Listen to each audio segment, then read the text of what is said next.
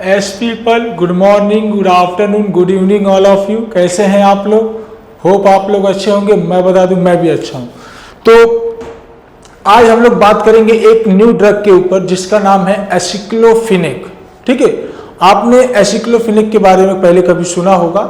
ठीक है, तो आज हम लोग एसिक्लोफिनेक के बारे में जानेंगे, क्या है उसका यूजेस, क्या है उसके साइड इफेक्ट, क्या है ब्रांड नेम, क्या कॉन्ट्रा इंडिकेशन होगा, क्या कितना सेफ है कितना सेफ नहीं, ये सारी चीज़ों के बारे में आज हम लोग जानेंगे इस वीडियो में। तो मेरे साथ बने रहिए।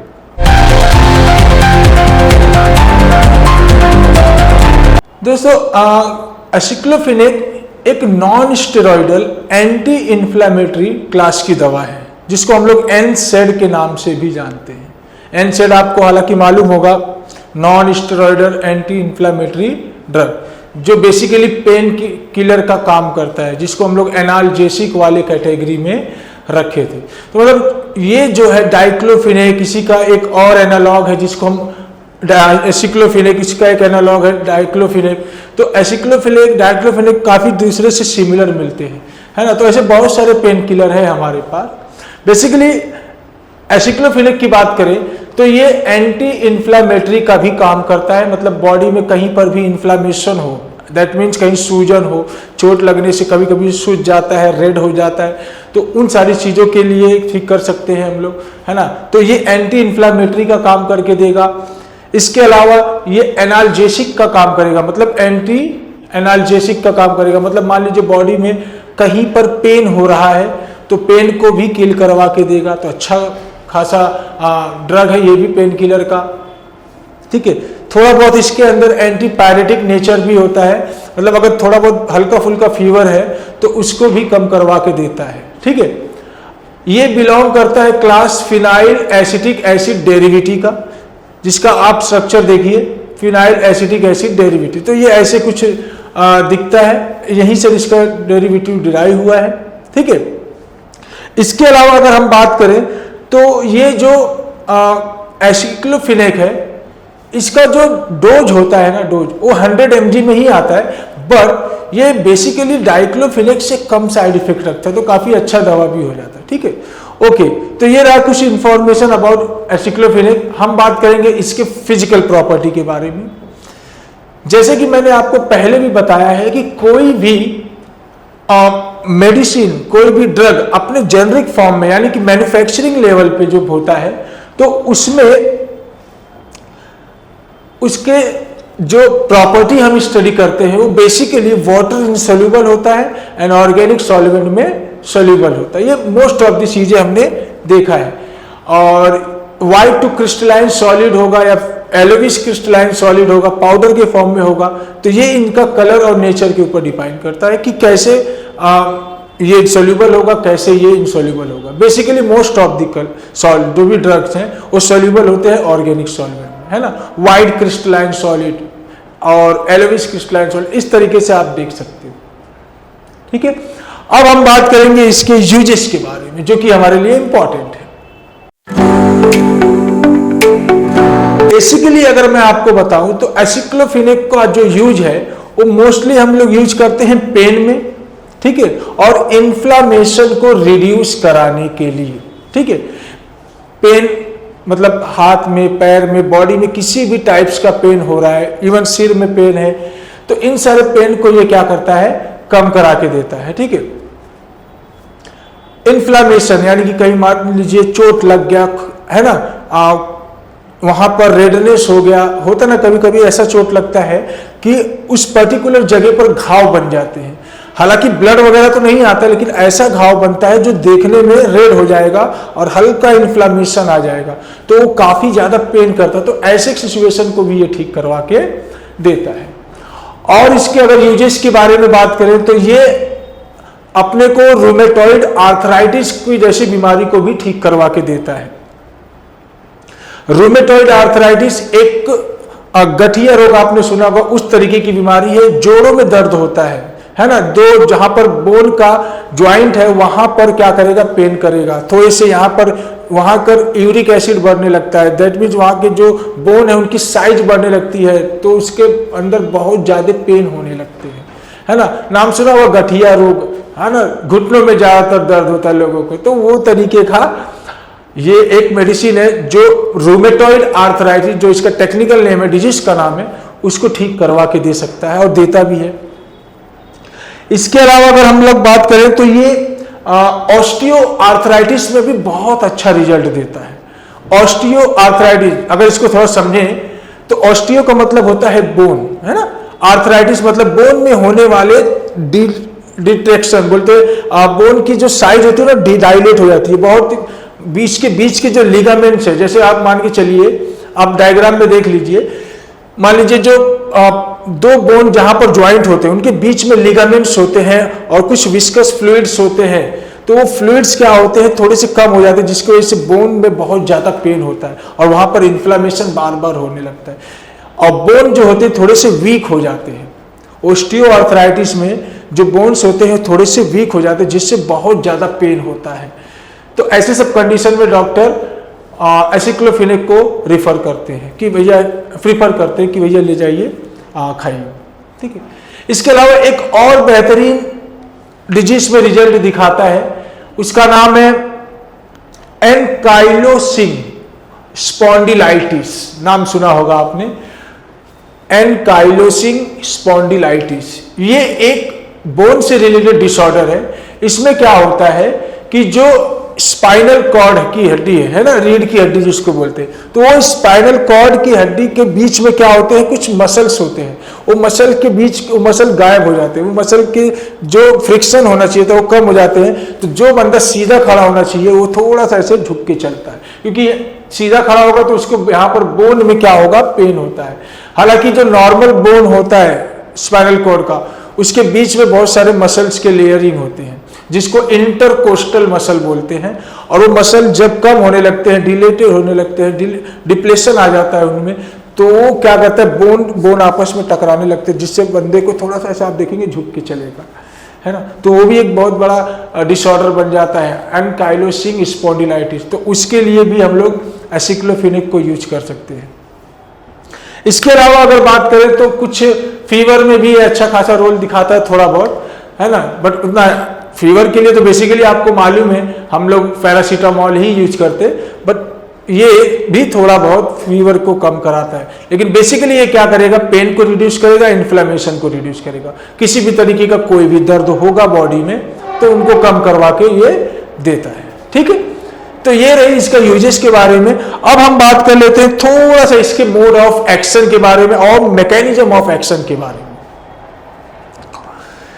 अगर मैं इसकी मैकेनिज्म ऑफ एक्शन के बारे में बात करूं तो ये क्या करता है, बेसिकली क्या करता है, हमारी बॉडी में एक केमिकल एंजाइम रिलीज होता है, हमने पहले भी देखा है, जिसका नाम है साइक्लोऑक्सीजिनेज, और वही साइक्लोऑक्सीजिनेज प्रोड्यूस करता है प्रोस्टाग्लैंडिन, है ना। जब भी हमें कभी भी पेन का सिग्नल होता है तो क्या बॉडी प्रोड्यूस करती है, प्रोस्टाग्लैंडिन। अब याद कर रखिए, तो प्रोस्टाग्लैंडिन क्या करता है, हमारे ब्रेन को सिग्नल देता है कि इस पर्टिकुलर जगह पर क्या हो रहा है, पेन हो रहा है, या फिर बॉडी टेम्परेचर ज्यादा हो गई है। ऑलरेडी मैंने इस चीज के बारे में आपको पैरासीटामोल, डाइक्लोफेनेक, ये सारी चीजों में बताया था, इन सब के लेक्चर्स में आपको बताया, इन सब वीडियोस में, ठीक है। तो ये क्या करता है, ये सिग्नल देता है। तो जब साइक्लोऑक्सीजिनेज का लेवल बढ़ेगा तो प्रोस्टाग्लैंडिन्स का भी बढ़ेगा। साइक्लोऑक्सीजिनेज ही तो प्रोड्यूस कर रहा है प्रोस्टाग्लैंडिन्स को। तब जैसे प्रोस्टाग्लैंडिन्स बढ़ेगा तो पेन का सिग्नल जाने लगेगा और हमको पता चलेगा कि हमारी बॉडी में कहीं ना कहीं पेन हो रहा है। एसिक्लोफेनेक क्या करेगा, ये प्रोस्टाग्लैंडिन्स को और साइक्लोऑक्सीजिनेज दोनों के लेवल को कम कर देगा। बेसिकली क्या करता है, ये कॉक्स-2 नाम का एक एंजाइम रिलीज करता है साइक्लोऑक्सीजिनेज, है ना। साइक्लोऑक्सीजिनेज को ही कॉक्स बोलते हैं। तो ये दो तरीके का होता है, कॉक्स-1 एंड कॉक्स-2। तो ये 2 वाले को इनिबिट्स करवा देता है। बेसिकली ये साइक्लोऑक्सीजिनेज के प्रोडक्शन को इनिबिट्स करेगा। तो सब साइक्लोऑक्सीजिनेज कम हो जाएगा तो प्रोस्टाग्लैंडिन्स प्रोड्यूस नहीं होगा और हमारे ब्रेन तक कुछ पर्टिकुलर पेन का सिग्नल नहीं पहुंचेगा, जिससे हमारी बॉडी उसको रिपेयर करके और हमको ठीक कर देती है। ये बेसिकली मैकेनिज्म ऑफ एक्शन होता है किसी भी ड्रग का, ठीक है। बात करेंगे इसके स्टेबिलिटी एंड स्टोरेज कंडीशन के बारे में कि इसके लिए क्या स्टेबिलिटी होता है और क्या स्टोरेज कंडीशन होता है। तो कोई भी ड्रग के लिए ना जो स्टेबिलिटी कंडीशन तो बेसिकली रूम टेम्परेचर होता है, that means temperature do not exceed more than 30 degree Celsius and do not below 16 degree Celsius. मतलब ज्यादा कूल भी नहीं करना है और ज्यादा हाई टेम्परेचर पे भी नहीं रखना, नॉर्मल रूम टेम्परेचर पे रखेंगे, नहीं तो टेम्परेचर बढ़ेगा तो भी दवा खराब हो जाएगा, टेम्परेचर कम होगा तो भी दवा खराब हो जाएगा। बहुत सारे ऐसे मेडिसिन है जिनको फ्रिज में रखना होता है तो उसको फ्रिज में रखिए, नहीं तो मोस्ट ऑफ द दवा को हम 30 डिग्री टेम्परेचर से कम में ही रखते हैं। ठीक है, तो स्टेबिलिटी के बाद हम बात कर लेते हैं इसके फॉर्मुलेशन के बारे में। एसिक्लोफिनेक के बहुत सारे फॉर्म आते हैं, बेसिकली ये आपको मिल जाएगा टैबलेट के फॉर्म में। ठीक है, टैबलेट में ये एसआर के फॉर्म में मिलता है, सस्टेन रिलीज के फॉर्म, है ना, सस्टेन रिलीज के फॉर्म में मिलेगा, मतलब जो एक बार खाना होता है दिन में, है ना। और ये आपको सिरप के फॉर्म में मिल जाएगा, सिरप के फॉर्म में आता है, बच्चों की सिरप के लिए आता है।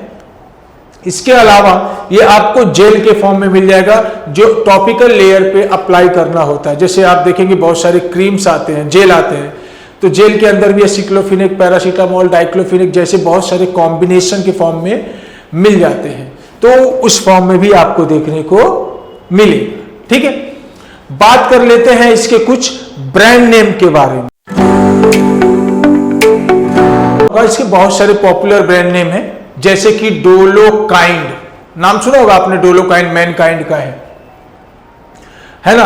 और इसके अलावा आपने इसका नाम सुना होगा डोलोविन, आपने जीरोडॉल नाम सुना होगा, जीरोडॉल एक बहुत ही अच्छी कंपनी, इप्का कंपनी का है, बहुत ही अच्छा रिस्पॉन्स है। और इसके अलावा आपने सुना होगा हाइफिनेक, है ना। तो ये कुछ पॉपुलर ब्रांड नेम है जो आपको हर जगह मिल जाएंगे। इसके अलावा आपके एरिया में कौन सा ब्रांड नेम ज्यादा बिकता है उसके अकॉर्डिंग मिलेगा, बट याद रखिएगा कि जो मेडिसिन का जेनरिक नेम होगा वो हमेशा एसिक्लोफिनेक ही होगा। ठीक है, बात कर लेते हैं इसके डोजेस के बाद। देखिए ये बेसिकली 100 mg के फॉर्म में ही आता है, डिपेंड करता है सीवीआरटी कितना है। अगर सीवीआरटी ज्यादा है तो दिन में 2 बार से 3 बार भी देते हैं, बेसिकली इसको दिन में 2 बार देते हैं। अच्छा, कभी कभी अगर सीवीआरटी कम है तो दिन में एक ही बार 100 mg का डोज आता है, जिसको हम लोग सस्टेन रिलीज के फॉर्म में यूज करते हैं। तो बेसिकली अगर 100 mg का देना चाहो तो दिन में 2 बार दे सकते हो, 1 BD, है ना, सुबह शाम। अच्छा, इसका एक और चीज इंपॉर्टेंट है, याद रखना, ये जो एसिक्लोफिनेक या फिर कोई भी पेन किलर ग्रुप की दवा है, एनसेड ग्रुप की दवा है, तो हमेशा ट्राई करिए कि इसको खाना खाने के बाद ही लें। मोस्ट ऑफ द डॉक्टर भी आपको मोस्ट ऑफ द टाइम ये सब बनाएंगे कि खाना खाने के बाद ही लेना है। अदरवाइज क्या होता है कि ये बेसिकली स्टमक अपसेट कर देता है और एब्डोमिनल रिलेटेड प्रॉब्लम क्रिएट करवा देता है। ठीक है, अच्छा एक चीज और है कि किसी भी पेन किलर को एंटासिड के साथ लेना जरूरी है। अगर एंटासिड के साथ नहीं ले रहे हैं तो दिन में एक बार तो एंटासिड खा लो, जैसे बेसिकली एसिलॉक आता है ना, रेनिटिडीन का एक ब्रांड नेम है एसिलॉक, तो वो खा सकते हैं। इसके अलावा फैमोटिडीन भी आता है, या फिर कोई भी पेंटोप्राजोल, ओमिप्राजोल, इसोप्रामाजोल, बहुत सारे ऐसे मेडिसिन आते हैं जो गैस के लिए है, उनमें से कोई भी दवा लेंगे तो बेहतरीन होगा, पेट अपसेट नहीं होता। ठीक है, बात करेंगे इसके कुछ कॉमन साइड इफेक्ट के बारे में, जो कि बेसिकली देखा जाता है, लेकिन हालांकि मैं आपको बता दूं इसके जो साइड इफेक्ट है बहुत रेयर है as compared to other NSAIDs, जैसे कि डाइक्लोफिनेक के अगर कंपेयर करें तो। फिर भी अगर इसका ज्यादा साइड इफेक्ट हो रहा है तो बेसिकली देखने को क्या मिलेगा, वोमिटिंग हो सकता है, नौजिया हो सकता है ना, वोमिटिंग हो सकता है, नौजिया हो सकता है, रेशेस आ सकते हैं बॉडी में। इसके अलावा हार्ट बर्न हो सकता है, पेट अपसेट हो सकते हैं, है ना, कॉन्स्टिपेशन आ सकता है। इसके अलावा बहुत सारे स्किन रेशेस हो सकते हैं, है ना, कहीं कहीं बॉडी में स्वेलिंग हो सकता है, तो बहुत सारे डिजीनेस हो सकता है ना, सिर घूमेगा, पूरी बॉडी घूमेगी, है ना, धुंधलापन दिखाई देगा, लॉस ऑफ विजन भी हल्का फुल्का हो सकता है। तो बहुत सारे साइड इफेक्ट हो सकते हैं, लेकिन मेजोरिटी में जो ज्यादा साइड इफेक्ट देखा जाएगा वो नौजिया, वोमिटिंग, डायरिया। ठीक है, ये सब स्किन रेशेस, तो ये सब कुछ कॉमन साइड इफेक्ट हो सकते हैं ऐसा नहीं है कि होगा ही, बट हो सकते हैं। तो प्रिकॉशन रखना जरूरी है किसी भी मेडिसिन का। क्या लिमिट है, क्या डोज है, ये इसके बारे में आपको अच्छी तरीके से आपके फिजिशियन ही बताएंगे और कोई नहीं बता सकता। ठीक है, बात करेंगे इसके कॉन्ट्रा इंडिकेशन के बारे में। देखिए, कॉन्ट्रा इंडिकेशन का मतलब किसको नहीं देना है और किसको देना है। तो किसको नहीं देना है वो हम बात करेंगे कॉन्ट्रा इंडिकेशन में। याद रखना, जिसको भी एलर्जिक होगा एनसेड ग्रुप की मेडिसिन से, एलर्जिक पेशेंट को कभी भी नहीं देंगे। और इसके अलावा लिवर प्रॉब्लम है, किडनी प्रॉब्लम है, हार्ट प्रॉब्लम है, ऐसे लोगों को भी नहीं देना, प्रिकॉशन याद रखना ये। इसके अलावा आप लैक्टेशन एंड प्रेग्नेंट वुमेन को नहीं दे सकते, ये बहुत ज्यादा सीरियस हो सकता है। डिपेंड करेगा डॉक्टर कि इसके अलावा कोई दूसरा सब्स्टिट्यूट दे दे, जैसे कि पैरासीटामोल वगैरह खिला सकते हैं, बट ये नहीं दे सकते। ठीक है, इसके अलावा ये एलर्जी बहुत ज्यादा करता है, तो एलर्जिक पेशेंट को ना दे। जैसे मान लो किसी को एलर्जी है इस पर्टिकुलर मेडिसिन से, तो उसको भी नहीं दे।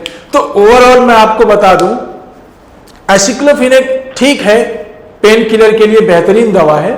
किसी भी तरीके का पेन है तो उसमें हम लोग इसको चला सकते हैं। याद रहे, कभी भी ये मेडिसिन को खाने से साथ साथ, जब भी खाएंगे तो उसके साथ साथ आपको एक एंटासिड की मेडिसिन तो जरूर साथ में ले।